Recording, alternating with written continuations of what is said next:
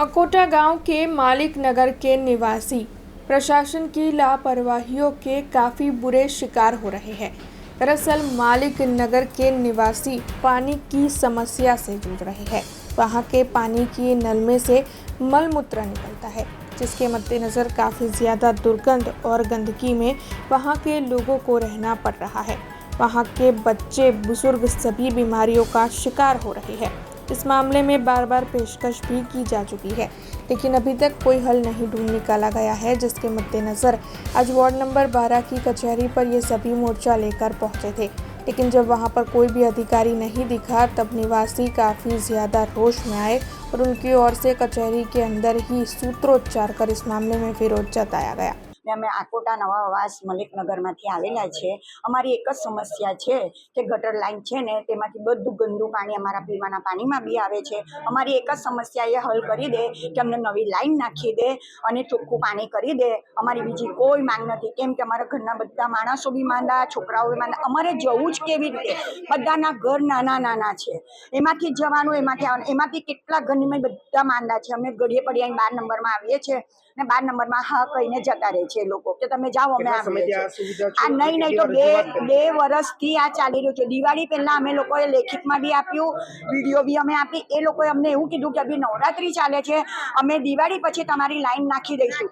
દિવાળી ગઈ, હોળી ગઈ, ધૂળેટી ગઈ, બધું જ ગયું, પણ એ લોકો કશું બી માંગ કરતા નથી પૂરી। અંતે હવે તો એવી સમસ્યા થઈ ગઈ છે કે આપણે નળ ખોલીએ ને તેમાં ટોયલેટ આવે છે। હવે તમને કહેવાનું છે, એ પાણી બી અમે ભરીને લઈને આવ્યા, પણ એ લોકો જોઈને મૂકી દે બાદ તમે જાઓ અમે કરી દઈએ। માણસને બેને મોકલે, એ સળિયો નાખી દે। હવે સળિયા નાખ્યા પછી બી અમે એટલું કહીએ ને કે ચેમ્બર ખોલ્યું છે તેમાંથી કચરો તો કાઢી લો, તો એ એવું કહે છે કે કચરો કાઢવાનું કામ અમારું નથી, તેના માટે તમે બીજી કમ્પ્લેન કરો। હવે એ માટે પછી અમે બધી બૈરીઓ અહીં આવીએ, અહીં આવીને કે તો એ આવી જશે એવું કે। હવે સાહેબ એક જ વાત છે અમને કે ઘરમાં એક જણ હોય, છોકરા બાળકો સ્કૂલ જતા હોય, માણસ નોકરી કરતું હોય, એનું કરીએ કે ગટરનું પાણી પીવીએ અમે। બસ અમારી એક જ સમસ્યા છે, તમારી બહુ મહેરબાની થાય કે અમને ગટર લાઈન મોટી નાખી દે और પાણી ચોખ્ખું કરી દે, બીજી અમારી કોઈ સમસ્યા નથી। અકોટા ગામમાં નવા આવાસની અંદર આવેલ મલિકકાચા નગરમાં ડ્રેનેજનો પ્રશ્ન હતો ઘણા ટાઈમથી, અને પાણી